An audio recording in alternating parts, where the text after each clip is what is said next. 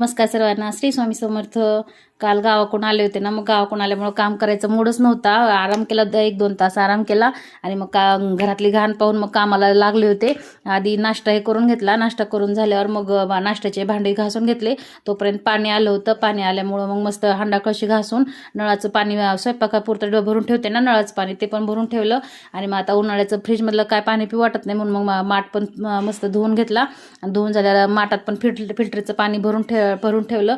म्हणजे मग लवकर भरलं तर मग म्हणजे दिवसभर आपल्याला पण प्यायला होईल, थंड पण पडेल. मग बांबुट्रीचं पण झाडाला थोडंसं पाणी कमी झालं होतं, ते पण सुकलं होतं. आणि बाहेर मग ते पण मस्त धुवून घेतलं आणि नळाखाली धुतले की ते पण मस्त फ्रेश वाटत होतं.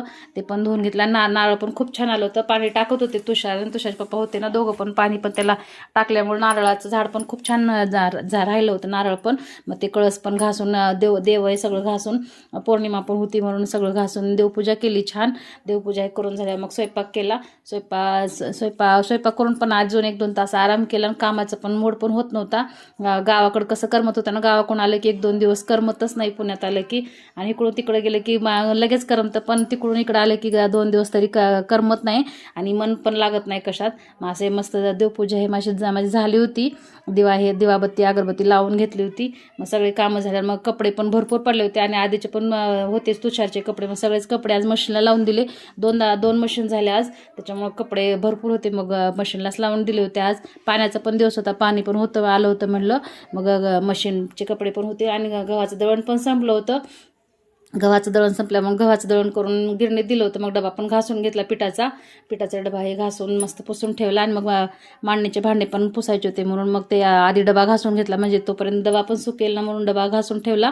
आणि मग मांडणीचे भांडे ओल्या कपड्याने पुसून घेतले आधी, मग पुन्हा कोरड्या कपड्याने पुसून घेतले. आता घासायचे आहेत मला, आता पुढच्या आठवड्यात घासता येईल मला. तोपर्यंत धूळ पण जास्त बसली होती ना, म्हणून मग आधी तोपर्यंत पुसूनच घेतले.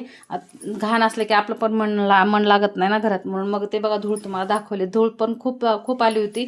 घर पण बंद राहायचं दिवसभर, पण धूळ कुठून येते काय माहिती. धूळ तरी खूप आली होती. मग ते पण हे केलं.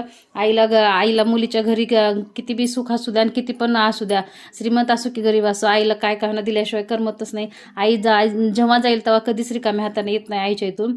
पापड कुरड्या मस्त आईनं बनवून दिल्या होत्या. आईन वहिनी दोघी तिघे असल्यामुळे मग छान बनवतात.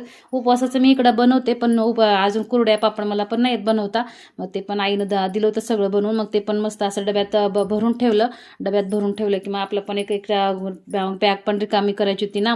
मग शेवया पापड सगळं भरून ठेवलं. आणि फ्रीज पण खूप घाण झालता, म्हणलं संध्याकाळी भाजीला जाता येईल म्हणून फ्रीज पण साफ करून घेतला. व्हिडिओ आवडला तर लाईक करा, सबस्क्राईब करा. श्री स्वामी समर्थ सर्वांना. भेटू उद्याच्या व्हिडिओमध्ये.